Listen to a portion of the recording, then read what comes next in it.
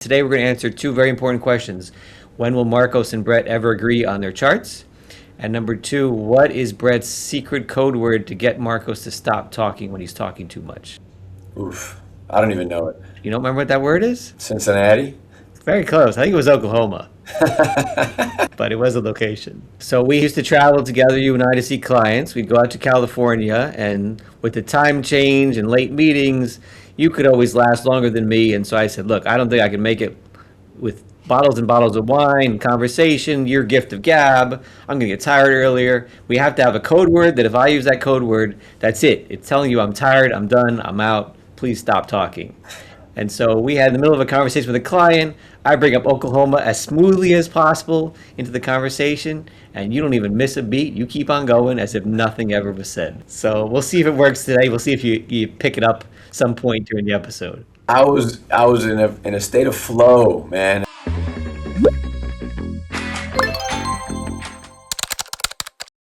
Okay, well, let's start with something that happened on Friday that hasn't happened rarely. It's Freaky Friday. The market actually went down. What the heck? How can it go down? It's all good. So what started this all off? It was the jobs numbers that came out on Friday. So let me read you what that was.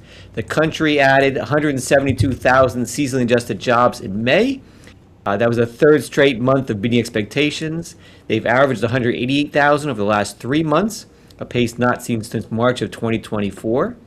Unemployment rate stayed pretty low at 4.3%, although people who were looking for a job for 27 weeks or longer, that rate jumped up to 27%, and that was the highest since 2021. So what did that cause? That caused interest rates to go up. I've got a chart showing how interest rates now are up around 4.5%, where at one point early in the year they're down to 4. So all this caused everyone to worry and say, oh my gosh, we've got jobs sort of under control, we think. Inflation is still high. Maybe the Fed's not going to cut rates. Maybe they'll actually increase rates. And that's part of what tumbled the market on Friday. Yeah, best month, well, hold on, June 9th. So April, best month we've seen since COVID times.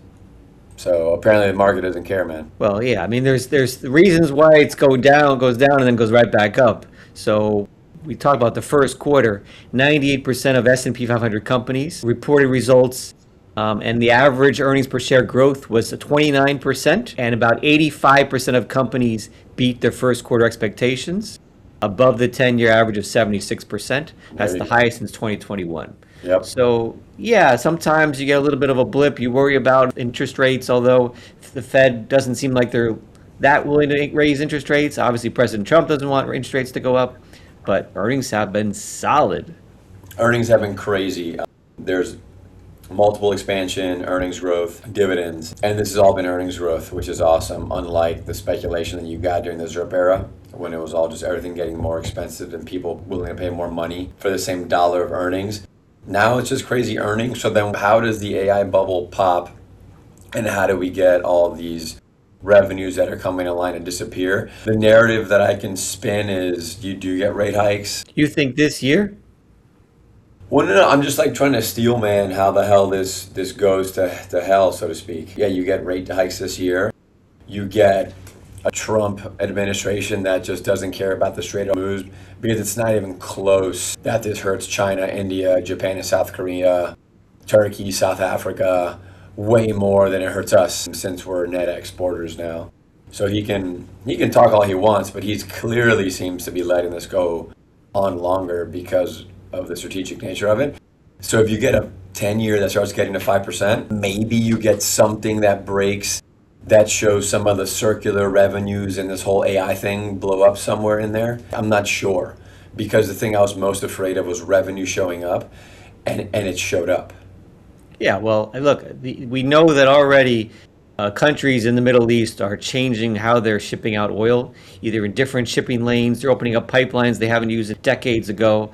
Like, we're already adapting. And so I think Iran's starting to lose some of their leverage. And I would say 5-10 years from now, just like COVID changed how we find our ability to get certain products, or now rare earths, right? Like, you can't have one country be in charge of all this stuff. And so I think Iran's going to lose their leverage over time.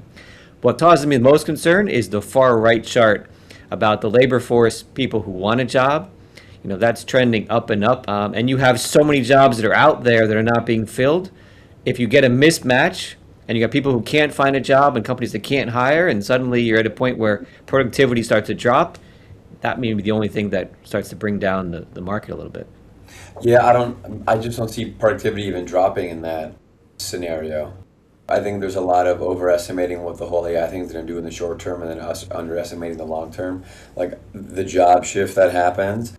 The more I listen and read stuff from intelligent people, and by the way, it's intelligent people who said a year ago or maybe 2 years ago, this AI thing is going to be an absolute problem. You need universal basic income. They're now coming and saying, just kidding, we were wrong. We don't think this is going to happen. There's actually going to be an abundance of employment opportunities. They're just going to be things that are different than what we're currently experiencing. So it's Javon's paradox all over again, and then a little bit also of, look, if you're operating a telephone wire system, yeah, like that may not be the best thing to do right now. So you got to go get retrained. So for the folks who say, it's a pain in the butt, I don't want to get retrained, yes, you're going to be hard to employ yourself. And if you're a young person, if you don't become the best AI enabled version of yourself, then you're probably losing out in a competitive environment. Oh, it's definitely the haves and the have-nots. I mean, right? You're hearing that prices to a Knicks game were, $60,000 a ticket, and yet it's all sold out. And yet you've got other people who are saying, my gosh, I rely on gas, or I've lost my job, or this or that, and just I can't hardly make ends meet. It's getting worse and worse, that dissection between the upper and lower class. If yeah, it feels that way. I can't speak to it more intelligent than what the data shows, and the K-shaped economy seems to be real, but I just don't see this thing coming to an end because of spending. So because even if that K-shaped thing that you're referring to happens, you still have an economy where the largest generation is still retiring and still spending for themselves and their kids and grandkids. Well, yeah, hopefully most of these people have some wealthy baby boomers that can pass down some wealth now while they need it. Yeah, a large contingent of the market does. We talk to our clients about that all the time, right? I mean, kids are going to get it when you pass away, and why not help them now when they maybe need it? Man, I know.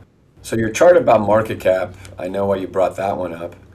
What's up with South Korea and Canada here, my friend? Yeah, so this is something that I don't think most people will be aware of. I thought it was quite interesting.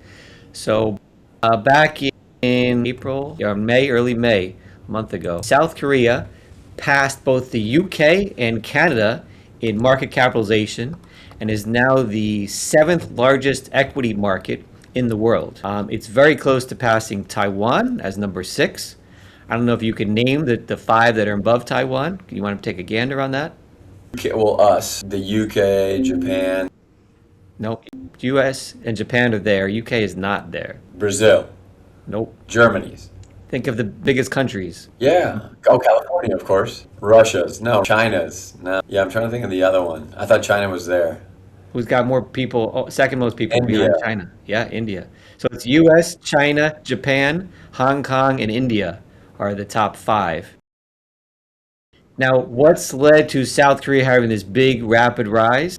It's got to be the tech. It's got to be that 50% of their stock market is tech. Exactly. Well, not even tech. 50% of their stock market is 2 companies. Okay? Samsung and a company called SK Hynix, which I read, which is the world's largest chip supplier and South Korea's second largest company, are on a tear. And this is not like 50% of their tech index. This is 50% of their main South Korea index. It's just these 2 companies. Yeah, SK Hynix. We have a client who technically works for a subsidiary of SK Hynix making televisions. So this is all the rage because they're saying Samsung might be partnering with Apple to make chips.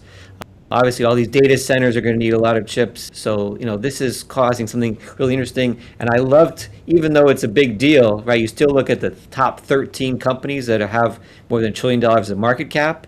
And again, I think 10 of them are US. Most of the ones that are tech, but obviously some down at the bottom, Walmart and Berkshire, that are not purely tech. So we still dominate, but kudos to Samsung. Yes, kudos to Samsung. It's working out for them just fine.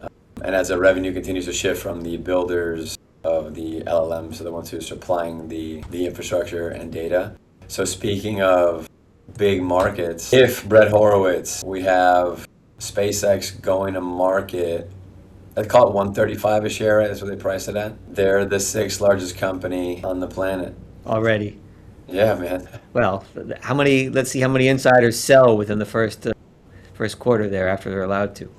Yeah, who knows? Let it happen. Yeah, large IPOs tend to underperform in a big way over that first 12-month period. Well, Wall Street Journal had an article about all the people that were given SpaceX stock. It's not just people that worked there, it's people that were independent contractors, it's people even like baristas and other people who worked at the complex were allowed to buy stock through their program. And some of them thought about selling before, but man, with the price it is now, you've made a lot of really wealthy people, generation wealth for some of them. Well, yeah, I was about to say, I'm glad you brought it up because this doesn't get a lot of play. And of course, I didn't say the article, but it was basically some Mexican dude who's working on like engineering projects, like being ultimately like a plumber and engineer, building some amount of infrastructure or type of infrastructure for SpaceX. That guy over the previous several years has turned his SpaceX stock into a portfolio of apartments that he and his wife now manage, worth several $1,000,000. And the value of his remaining SpaceX is to the tune of like $800 to $2 million. So this is the dude who's quite literally living the American dream that capitalism provides. And while the billionaires get a lot of slack, like this is also what's downstream of a lot of these big, rich personalities. People that get to win, and that you're happy that they get to win because innovation gets rewarded. So I did a bad job saving the article, but I was really happy to see it because I know the other side is getting a lot of, again, rightfully so, right? A lot of headlines also. But I think it's important to highlight the other side of capitalism. Yeah, I mean, he's got it. I'm glad that he got out for, turn that into something else besides just keeping the stock because I think people expect the stock to just go up and up and up forever, and it's going to be pretty expensive when it comes out. Yeah, it is, but man, it could. Just because it underperforms over the next 12 months, which is an assumption, right? Let's assume it goes out on Friday. I think it goes out this Friday or so. If you end up with an infrastructure world that needs data centers in space, like if that just isn't a Stanley Kubrick novel, SpaceX is, again, I can't believe I'm going to say it, to the moon, right? Are you more surprised that SpaceX is worth what it's worth, or that Oklahoma won no Tony Awards this past weekend? I'm more surprised about Oklahoma. I'm also more surprised that Tesla trades at 195 times forward earnings. That's just crazy.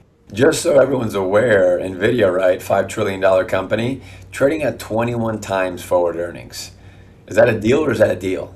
Well, we talked about this for years and years and years when it was, 100 when it started, when we started talking about it? Yeah, look, man, there you go. Whoopsie. To further kind of just tell the rest of the story, man, it's just so crazy. If SpaceX, Anthropic, and OpenAI go out at these kind of estimated valuations, that's like $3 trillion of market cap value that's going to get on public markets. Anthropic would be the ninth, and OpenAI would be around ninth and 10th largest companies just when they go out. What's interesting, and we have this conversation a lot, Lane and I do, about the number of publicly traded companies over the past 25 years, it's kind of come down, right? With companies saying private longer. What's kind of funny, I guess, like anything else, it's all kind of a pendulum. Although a lot of us have this thought that that pendulum will never come back, where companies want to be public longer. And you're reading and hearing a lot more now that companies actually may prefer to deal with the red tape of being public because it makes you sharpen your pencils that much more. Where the kind of the initial friction that's caused by going public is not necessarily as bad as you would kind of expect it to be. And there's a gentleman, have you heard of a company called Coatue, Coatue?